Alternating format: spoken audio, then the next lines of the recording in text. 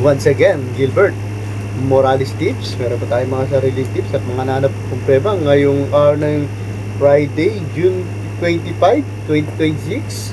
Second racing days, Libertad Mabaltanawan City, Batangas. Ito po muna itong programa ko pong pinaprint. We have 8 races.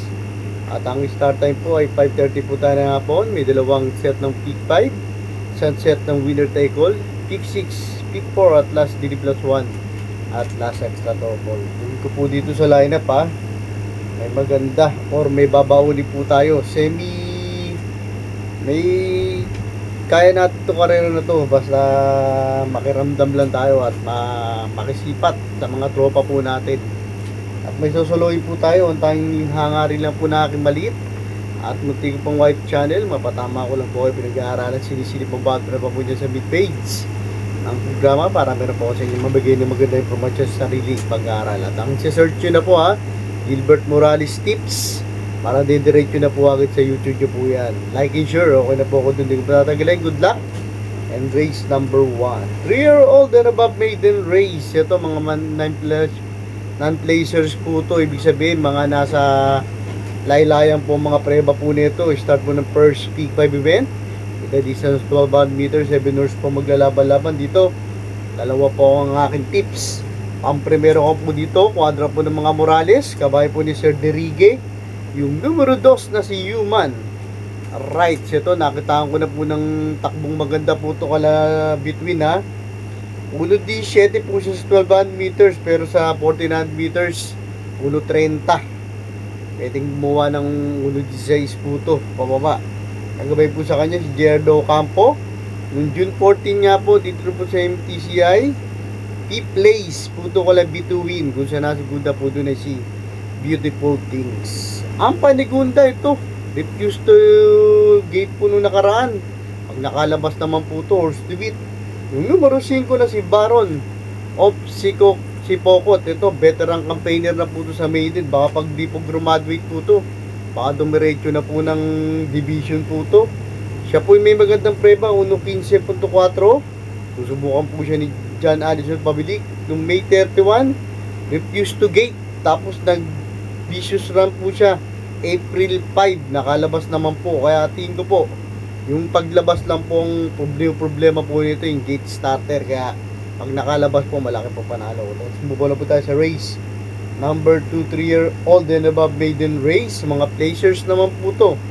Start naman po ng winner take all event 1200 meters. 8 hours po maglalaban-laban. Dito po, dalawa po akong aking tips. Pampremera ko po dito, another Derigue stable, yung numero 8. Ito, impresibo yung barrier run po nito ha, na si Apple Catcher. May 1.14 po ito. Naka-break, lumalagpas. RC Baldonido po ang gagabay noong June 13, barrel run niya po. MMTCI, second place po siya kay Great Barrier Reef. Kaya tingin ko po malaki po panalo nitong kabahay na to. Ang panigunda, ito naman po another quadra po ng mga Morales din. Ito, imported doors. Yung numero 2, big horse na si Milaso. Ito, change jockey na po siya. JB Hernandez po. May prema po itong 1.14.4 1200 meters. Nakabay po sa kanya si JB Hernandez yung June 14. Dito na rin po si MTCI.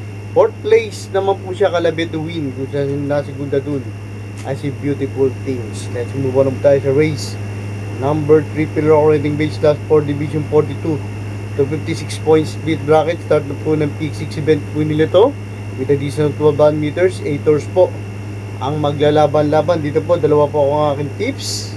Ang primero ko po dito, sobrang baba na po nito galing sa bakasyon. Yung numero 4 na si Cluster. Ito, alam naman po natin, stake race runner po to ha. Tingin ko, siya na rin po may yamado rito. May 1.15.4 po to.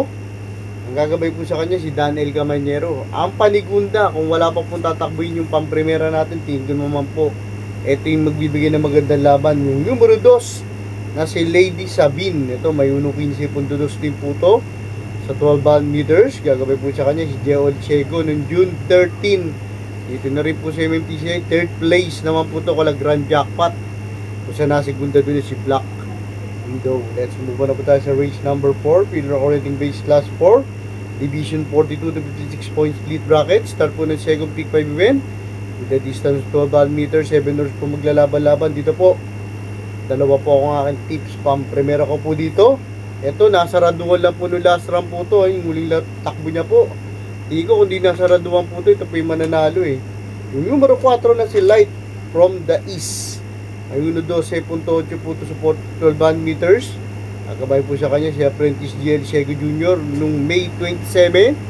Dito na rin po sa MMTCI. Pang-anim naman po to. Kaya Royal Salute kung siya nasigunda dun yung 40 doors na si Neper Yuri. Ang panikunda ito, sobrang baba na po nito. Baka mayamado po to. Yung numero 6 na si Bantay Sure. Bantay Sure. Buntay Sure. May 1.12 naman po dun sa 12 meters. Nagabay po sa kanya si CB Garganta. Noong June 19, sa kabilang kararan sa PJC, bumenta na po to, tertiero Yamado, pero ulelat pa rin po siya pang 8. Ang nanalo po dun ay si Subreezy. Kung saan nasigunda dun ay si Super Daily Dent. Let's move on up tayo sa race number 5, Pedro Counting Base Class 4. Division 42 to 56 point split. Bracket start po ng P4 event. Dito 12 meters, 8 hours po maglalaban-laban. Dito po, andito naman po ang ating one for the day ngayong araw ng Friday. Yung numero 8 na si Ispolar. Yung, ito may 1.12.8 po to. Bagong kabayo po ni Sir Patrick Uy. Nabili po kay Senior Bino Rabalos. Kagabay po sa kanya si John Alvin Guse ha. Nung May 29 dito po sa MMTCI, third place po to sa malakas na laban kaila Madre Taberna. Kung saan nasigunda dun si Robotic Play. Yan dito po sa race number 5, one for the day ngayong araw ng Friday, numero 8 de Bandera na si Ispolar. Yung, let's move on na po tayo sa race number 6, Pedro Counting Base Class 4, Division 42 to 56 point split. Bracket, last TD plus 1, last extra double event. The digital band meters, 8 hours po maglalaban-laban. Dito po, dalawa po ang aking tips, San de Bandera at San de Remate. Ang primero ko po dito, another Patrick Uy connection. Yung numero 3 na si Baba. Boom, bagong baba po dito sa grupo na to ha. May 1.14.8 po to 12 meters. Nagabay po sa kanya si John Alvin Gusen in June 10. Dito na rin po sa MMTCI. Pang 7 po to. Kaya Yuchi Ranran, yung sa nasigunda dun si Super Pinay. Ang panigunda, eto, tingin ko pong magbibigay ng magandang laban. Di Remate, kabayo po ni Nick Cruz. Sir Nick Cruz, yung numero 1 na si Right or Wrong. May 1.13.8 po to 12 meters. Nagabay po sa kanya si Apprentice Charles Reyes ng June 10. Dito na rin po sa MMTCI, pang 5 naman po to. Kala Just Attach, kung sa nasigunda dun ay si Don Pedro. Let's move on na po tayo sa penultimate race number 7. Parati ko nga po sinasabi, dito po sa akin maliit at munti ko pong YT channel ha. Yung mga bago o nadam pa lang po dyan ha. Dito po ako nakasuporta pa, click naman po ako subscribe. At pakita rin po notification bell para updated po kayo sa mga gagawin ko pang mga ganitong video. Para makatulong lang po ako sa inyo. Like and share ha. Okay na po ako doon. Let's move on na po tayo sa penultimate race. Race number 7, Pedro Counting Base Class 3. Division 57 to 70. Bracket with the distance 12 meters, 7 doors po maglalaban-laban. Dito naman po, i-recommenda ko naman kung may pang-all. Pwedeng all na po natin to. Dalawa po ang aking tips. Primero ko po dito, ito, imported doors. Kabayo po ng mga Morales. Yung numero 6, galing sa panalo na si Bright 3. Ito, may 1.12.8 po to 12 meters ha. Kagabay po sa kanya si JD King Flores nung May 27. Dito na rin po sa MMTCI, panalo po to over Bad Boy MJ. Ang panikunta ito, another galing sa panalo po ito. Gusto ko po yung panalo po nito. Tinalo niya yung couple entry niya. Yung numero 2 na si Ali Baba. Siya po may magandang preba, 11.4 sa 12 meters. Gagabay po sa kanya si Apprentice GL Shego Jr. Yung June 4 ha, dito na rin po sa MMTCI, panalo po to over Carmelas Love. Let's move on na po tayo sa last para race number 8. Parating nga po sinasabi, pag huling karera, mga pantiyada kursunada na pupusuan.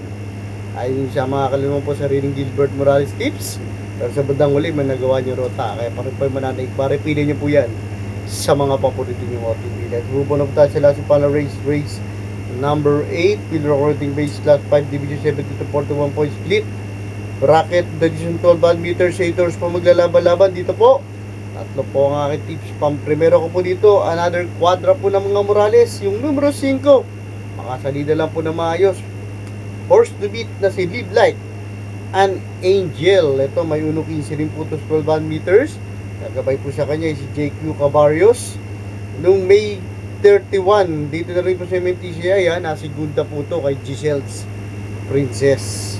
Ang panigunda, ito po, galing sa kabila po to. Parang ganun pa rin po yung tinakbo po niya, pero yung presibo na rin. Yung numero 6, kapayo po ni Sir Matthew Diobago na si Primero, Soldado. Bagong baba po dito sa grupo na to. May 1.14.2 putos, 12 meters. Change na po siya. Susubukan po siya ni Christian M. Pelapil. Ang Pantershero Pandeado, ito, pag magaling po yung galabang po nito, magaling din po siya manakbo. Yung numero 1 na si Golden Aria. May 1.17 po siya 12 meters. Nagamay po sa kanya si Rod D. Raquel Jr.